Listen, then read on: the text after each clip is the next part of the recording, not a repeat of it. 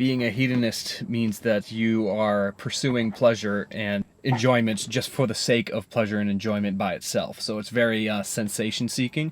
And then eudaimonic people are the people who chase purpose and meaning in life, and they get happiness out of that. All right, well, I'm going to be going for a walk here, so you can come on with me.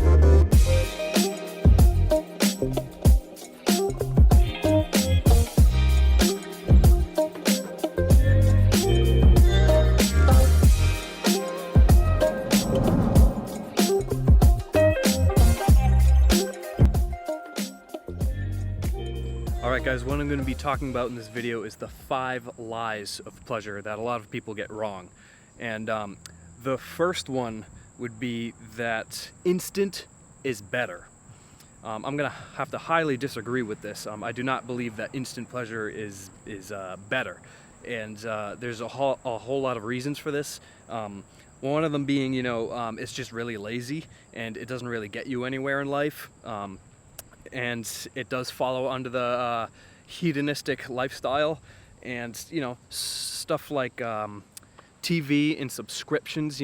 I see a bunch of people, especially nowadays with the coronavirus going on, there's a bunch of people just after work they just go online and they just they have all these subscriptions and TV channels that they go on. You've got Hulu, you've got Netflix, you've got all these Amazon Prime, you've got all these different media outlets that you get to look at in these video streams, and they're very easy to do, and they're very it's just so lazy and so easy to do it. It doesn't make any sense. It certainly doesn't help you improve your life. I think it's just lazy, and I've probably said the word lazy a bunch of times, but I mean it. It really is just very easy to do, and it just doesn't bring you any satisfaction in life, because you're training your brain to say that pleasure is easy to come by, and that's not the way that your brain is supposed to be focused on pleasure. It's not supposed to be focused on it like that. If you keep focusing on it like that, you'll just become more and more desensitized to it over time, right? And so it's not only shows, it's pornography, it's food, it's exercise that you don't do. It's all these things that just add up, and all these things that just are instantly gratifying. So that's a big mistake. That's one of the biggest mistakes here on this list. Lie number 2 is that more is better. So more pleasure is better than less, obviously. So I would say I would have to disagree with this. I think this is a lie, and I feel like it desensitizes your dopamine receptors, right? So you have these dopamine surges that are going to your brain and and rewarding yourself for doing something. However, if you keep having all these highs of pleasure, right, what's going to happen is you're just going to absolutely desensitize yourself to what is actually happening. I think it just really makes you soft, and it just makes you into a lazy person. It certainly doesn't develop your character. And what happens to you is you can't crave enough. Like, nothing satisfies you if you keep desensitizing your dopamine receptors, because they're not meant to be overloaded like that. And you see people with drugs doing that. And the reason why they keep doing the drugs and they get addicted is because the first time that they do it, since they've never been exposed to it, they get the first time high, and it's like, oh my goodness, it's amazing. And then they keep doing it thinking that it's going to feel that way, the same again. And then they end up getting desensitized to it, because they think that they keep trying to chase something that will never happen again. Because, like, for me, for an example, like, I've never smoked weed in my life. Like, I've never had one puff of it in my life.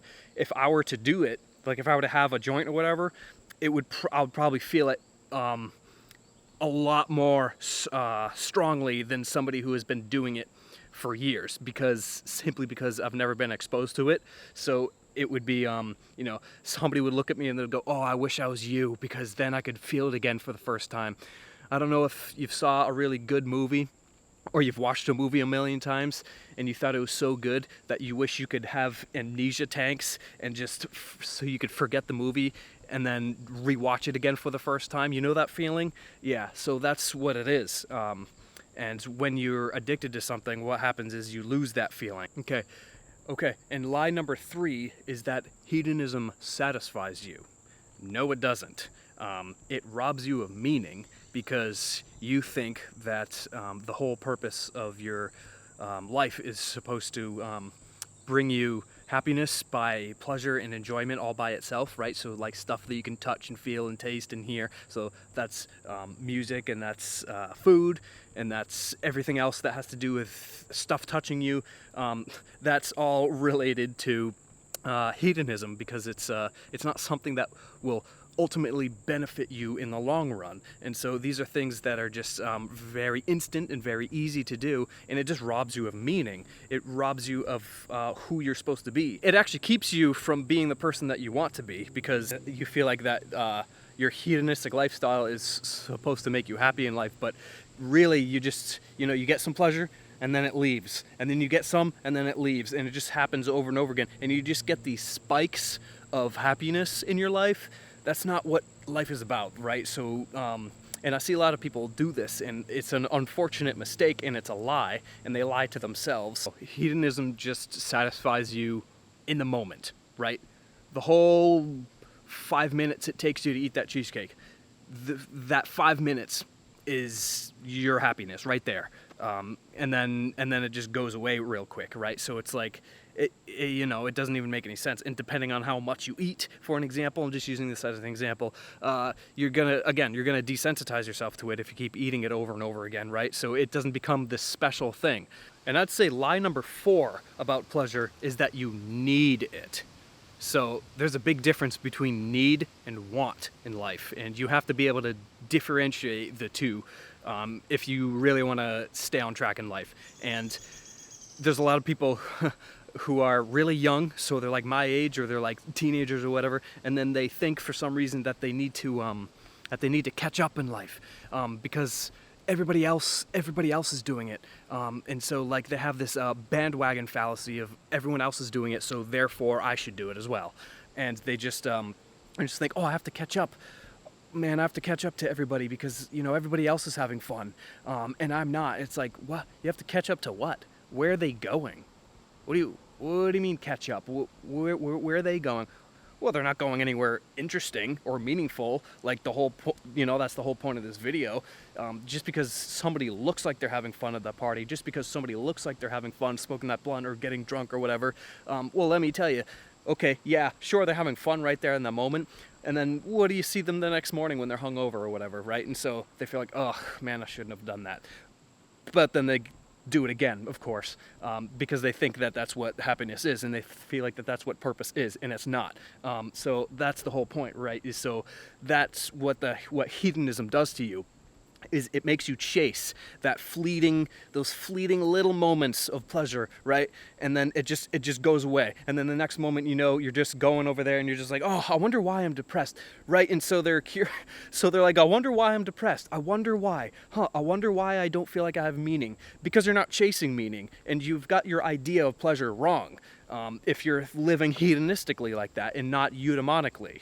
Right, I call this the YOLO fallacy, right? You only live once. Well, by the way, that's not true. You live your whole life. You only die once. But it's a YOLO fallacy, right? So it's like, you know what? I'm just going to live, I'm going to just be as hedonistic as possible. I have to collect as much pleasure as possible before I die. Why? Why? I mean, I don't get it. Is there like a score on your tombstone that says like this is how many like pleasure points this guy got? Nobody cares. You're just gonna be dirt and soil when you go into there. So why does it matter, right? You're not gonna leave behind a legacy if you just care about yourself and the way you feel. And line number 5 is going to be that it brings you happiness, right? Hedonistic pleasure brings you happiness.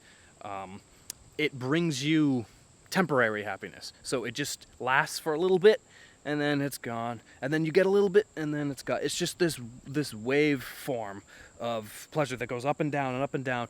And then I hear also, oh, you know what? I had a really hard day at work today, and it was a long day. My boss was blah, blah, blah. The customers were blah, blah, blah. And, or you work outside, it was a hot day. Oh, man, I deserve this. I hear that word, the D word, the I deserve this. You don't deserve anything. Like why do you deserve to reward yourself for working and doing what everybody else does? It's like, what? I don't understand that. Why do people reward themselves for being like everybody else and working just like everybody else? People have different jobs and different roles in society, but like I feel like, if you go home and you tell yourself that you need something, you're lying to yourself. You don't need it. You don't need that ice cream. You don't need those Doritos. You don't need to play that video game. You don't need to watch the show. You don't. I promise you, you don't. Those things, they just, people who like binge watch, for an example, they just binge watch and they waste their entire afternoon watching a show, thinking that maybe it'll inspire them or something to actually do eudaimonic work, because stuff like that in shows, like all the characters are probably doing eudaimonic things, and we want to live in this little fantasy world. That's the curse of the 21st century. We want to watch other people improve their lives, and there's this inner voice inside of us that says, oh man, I wonder if I can do that. Nah, I'm just gonna sit here on the couch and just keep watching it because it's entertaining and mindless and lazy and easy. Okay, going on a little tangent, but so what I was saying is also, people say, oh, because it feels good, it must be good. Well, obviously, okay, like, yeah, you can scoff down spoonfuls of sugar. Obviously, like, it'll probably feel good. You get a freaking surge of dopamine, and then it'll crash, and then be like, oh, never mind, right? So it's like, but picture you scoffing all that sugar up. Think about it as like you scoffing up Netflix, you scoffing up a really long hot shower, you scoffing up Doritos or whatever, which, yeah, you do eat them, but you get my point, is that people just feel like they go home and I don't know, like they let their tiredness beat them or something, and it's kind of depressing, really, and I've been there. Which is why, after learning about eudaimonic living versus hedonistic living, it has changed my life, because I've redefined what I believe happiness is. Because we all have this definition of what they think happiness is in your mind. And then what happens is you chase it, right? And so you chase this fantasy that you made up in your mind, what your own personal definition of happiness is, and then you go for it. And then you wonder why it fails, because you think that you're supposed to reach it with the actions that you're doing. With me, now everyone's different, but with me, I'm somebody who loves to get pleasure out of my work and the stuff that I do and the art that I create. I'm an Enneagram 4. If you don't know what that is, look it up. You're probably on the internet right now, so go ahead. I don't feel like explaining it. So I get pleasure from working and seeing the results out of the work that I do. Of course, I'm not saying that hedonism is completely bad. I'm just saying that, what are your motives? Okay, so are your motives all about just satisfying yourself, immediately, which is hedonism, or are your motives, how much can I accomplish in my life, right? So how much can I get done? What legacy can I leave behind? Nobody looks on their tombstone and it says, loved Doritos, this guy. He loved ice cream. He loved Netflix. Is that what you want carved on your tombstone when you die? Or do you want to leave a legacy behind, and have people remember you for the stuff that you did, not the stuff that you did for yourself? And so really that's my fear. That's what keeps me going, is what do I want to leave behind when I die, right? So hopefully you guys can get some information out of this, and hopefully it was useful to you.